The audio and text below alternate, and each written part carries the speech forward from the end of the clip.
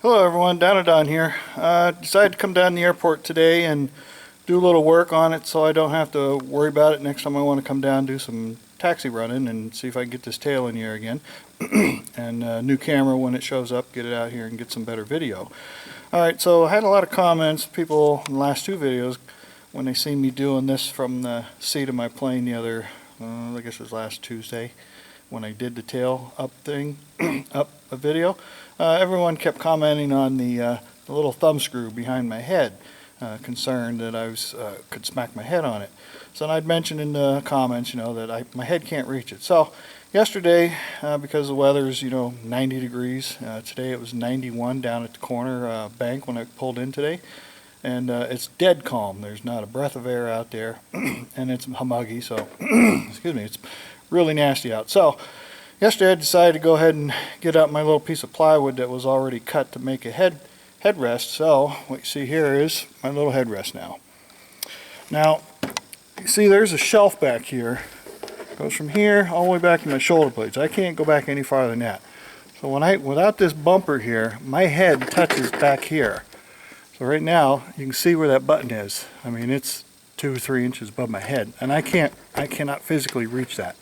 So now the bumper, even if I sit like this, this is what I look like sitting like that. So, when I'm flying, I'm like this, but that's like that. So it's a little bit cushioning there. A little simple thing to make. I made it out of some leftover vinyl from recovering, reupholstering the seats for my '83 Mustang car project.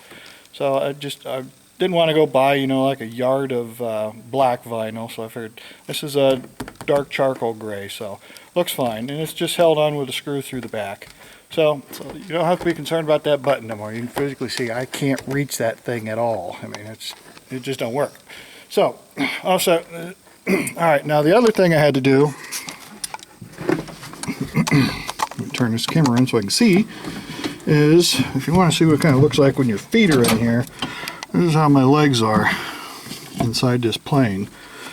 Trying to get a better view. Alright, maybe this will help. But you can see there's the pedals down there. And you can see the angle of my legs. I mean, they're cramped in there pretty good. So, and if you want to see what it looks like sitting in here, there's my shoulders.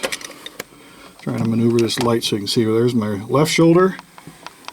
There's my right shoulder. They physically touch. There's no moving around in this plane. That's it. That's all the movement I can get out of this. And if you want to see what, let me get this light off now. Oh, but before I did come down and put that seat headrest on. And then here I took, sorry. It's, like I said, it's tight in here, folks. You can see here is my tail starter circuit breaker. I had a 5 amp in there, so now I put a 7 amp in. I took the 7 amp out of the tail wheel, and I didn't have a 10. All I had was a 15 and a 20, so I threw the 15 in there, which is going to be fine. The wiring in the airplane can handle any of these circuit breakers practically, except for the 30. So I got a 7 amp now on the starter, because every now and then when I power up with this and I hit the starter, it was tripping that 5 amp breaker over here. So now it's a 7 amp. That should take care of that. Make sure I didn't zoom on you guys. So that's all done. It didn't take long to swap these out, but you got to do it from here in the seat. So now, and then the other thing I did, I mentioned the seat belt. So now, if you can see, I've got the buckle right smack in the middle of my chest.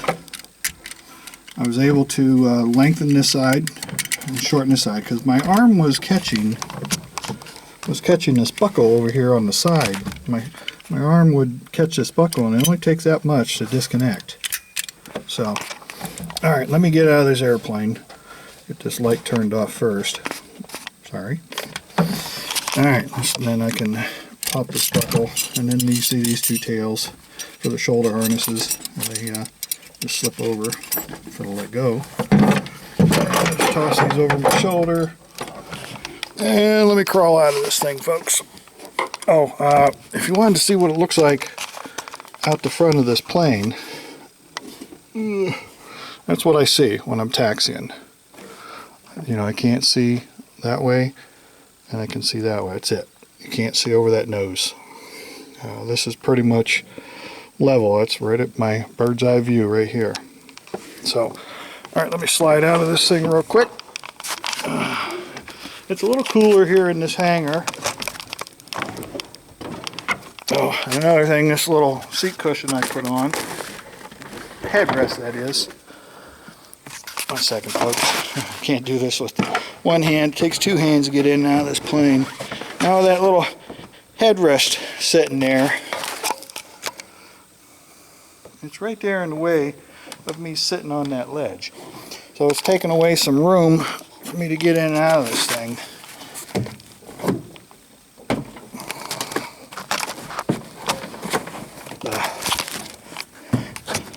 Oh dear, what a job.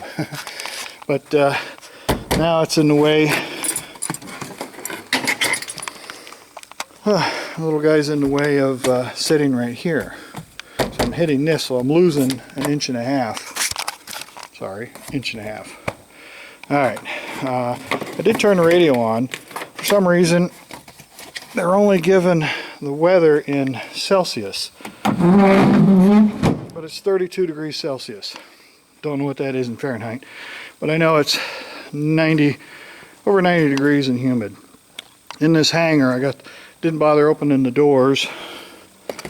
It's cooler, but I'm starting to sweat now from crawling in and out of this thing just due to the humidity. So I got the headrest done. I got the circuit breaker sorted out, and I got the seat belt sorted out. So now, next time I come down here for running this thing up, see if we can get that tail in the air. I don't have to worry about anything. It's all done. I may bring a little more gas down because I got over half a tank still.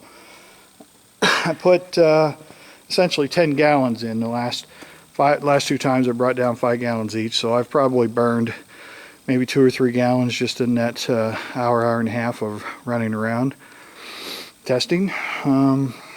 See if there's anything else in the comments that a lot of people were asking. I guess some people just commenting why I don't show videos of flying something else or getting the biannuals or anything like that. Tail dragger time, why am I not showing that? Well, for one, I'm not going to fiddle around with a camera, try to set up a camera while I'm wasting the time of the instructors. I'm sure they don't want themselves on video. They don't want to be incriminated if they're not doing something exactly to the FAA standards, or they don't know. So I'm not going to videotape anybody else. And people are asking, what am I doing to stay current for flying? Nothing. I'm not going to spend over $200 an hour to rent an airplane. I don't have $200 an hour to rent airplanes. That's what they want up here at these flight schools. So too rich for my blood. Again, like I said, I'm poor, I'm broke. Every time I come down here, it costs money just to bring the car down and back. It's a 45-minute drive each way. So that's why I only try to do it once a week or so. Again, this week it's going to be 90s right up into the weekend. There's a chance of thunderstorms popping up today, this afternoon, tomorrow. It's currently, it's afternoon. It's got to be after 1 o'clock, I think. Let me see. Yeah, 1:21. So, but a lot of people seem to want to know a lot of personal things about flying experiences, and it's like, it's none of your damn business what I do or don't do, So, just these videos are for this plane, what I'm doing now. I'm not going to be showing videos of going out and doing a biannual flight reviews or getting tail dragger time or any stuff like that. So don't even ask. It's not going to bother. I'm just not going to put anybody else in my videos that may not want to be in them. And again, it's just going to be a headache. It's just going to add more time to my getting the job done. I'm just going to concentrate on the job at hand. So I'm not going to be viewing. The only videos you're going to see flying is going to be of this thing. So, and hopefully it's not going to be that much longer. Like I say, my next goal is to get a nice day where the winds are at least down the runway and steady and not swinging like they were Sunday. They were just too radical. You could see in the video when I stopped at the taxiway after I went down the runway and pulled off, I shut off, climbed out, turned the camera off. You could see the trees in the background, and they're just swinging all over the place. You know, you can see the tops of the trees. So the winds were pretty radical that day, and I'm not going to push it.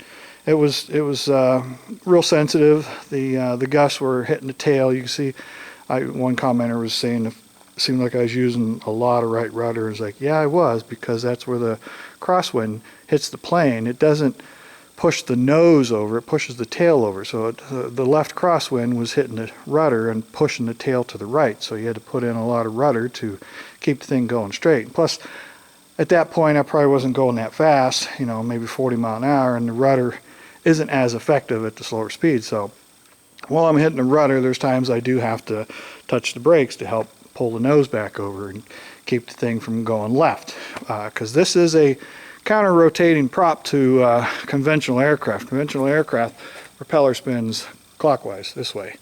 This one spins counterclockwise because of this gearbox. The engine spins clockwise like a normal aircraft engine, but the gearbox reverses the direction. So as you can see, these blades are sort of turning this way, so counterclockwise. So on takeoffs, you got to hold left rudder, not right. So with conventional aircraft, you're holding right rudder on takeoff. This you got to hold left. But in that video, you see I had a lot of right rudder in there. That was from the crosswinds, trying to push the tail around. So that's pretty common. Let's see if there was anything else. Comments, a lot of comments. Appreciate the comments, folks, and the concerns. So now there's one concern people don't have to worry about. That's done. So, and that's memory foam, 1.5 inch. So it's not solid, hard memory foam like a styrofoam is.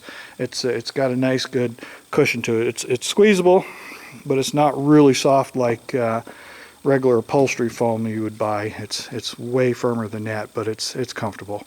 Like I said, I'd be hard pressed to smack my head on that thing on a hard landing or anything. So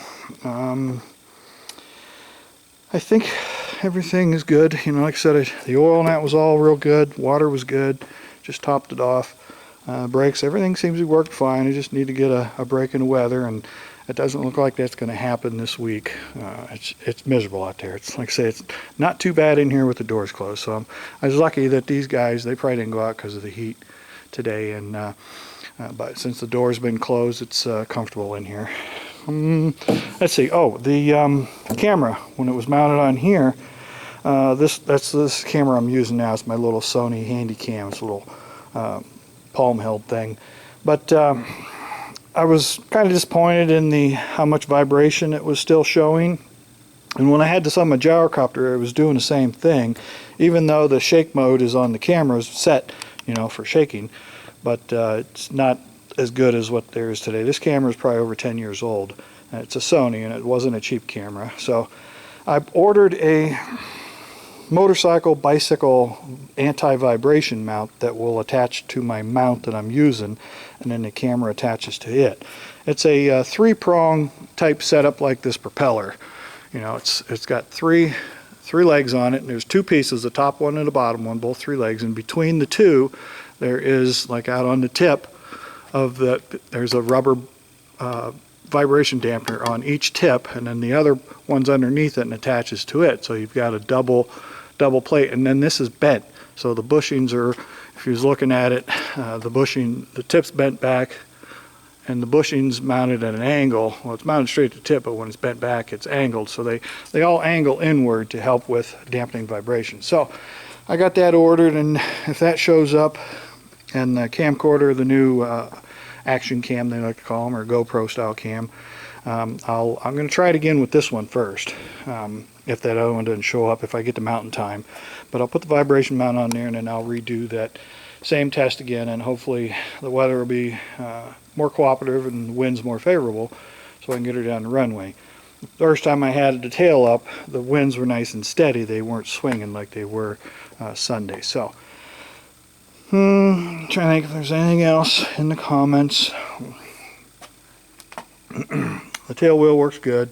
Somebody says, oh, maybe you can put a mark on it. to see that it's rolling. Well, it's rolling. Trust me, it's rolling. My friend who watches my videos down in Louisiana, who has the War P47, he was surprised that this makes that much noise. He said he could actually hear it in the film. And it's pretty loud in the plane, because that polyurethane is probably a little harder than rubber, because again, that's a 1,000-pound rating. So it's like having a hard metal wheel back there, and the vibrations, everything's solid mounted, so it just emanates right through the thing. But when that tail comes off the ground, I can tell, because that noise goes away. So, all right, I just wanted to come down today, knock out a couple things. There's nothing, like I said, nothing I can think of that I need to do before I come back down and try again. So I just wanted to do this now while I while I got time. The rest of the week I'll be out driving, so I'm not going to be down here doing anything. Plus it's going to be too miserable hot, so I'll be running in the AC all day long. So, alright, I'm going to go ahead and end this video and head for home. This went faster than I expected. Those circuit breakers can be kind of a chore to get in and out, but I got them out without dropping any screws. That's the biggest thing. You get them tiny little, like 832 screws that you drop them and you're fishing around for them. So, but they swapped out quick. The headrest was just a simple drill a hole and put the screw in. That was all. And then the seat belts went easier than I expected, and I was able to get what I needed. So those problems are taken care of. Like I said, I don't foresee any other issues. The engine's running fine. It would definitely run hot. Oh, I did listen to the radio, and they said the density altitude was 3,200 feet again, 32, 33. And again, the field elevation here is 1,400. So I'm kind of surprised it isn't higher. All right, folks, I am going to call it and head for home. And then I will get this thing uploaded so you guys can have something to see. So don't expect another video probably till the beginning of next week, because this heat is not due to break at least until after Saturday. So Saturday, Sunday. So it might be Monday or Tuesday before I get down here, if it isn't raining or something by then, or isn't still in the 90s. But they got this heat advisory going all week. So, all right, friends, thanks for taking the time to watch my videos. As always, feel free to leave comments, questions, and concerns, and I will answer them as they come through, and appreciate the ones that are commenting now. And we will get this thing in the air one of these days. So as soon as I can get some break in this weather, and I'll be back, and we'll see what becomes of it. All right, friends, we'll catch you guys on the next one. So for now, this is Dino Don out.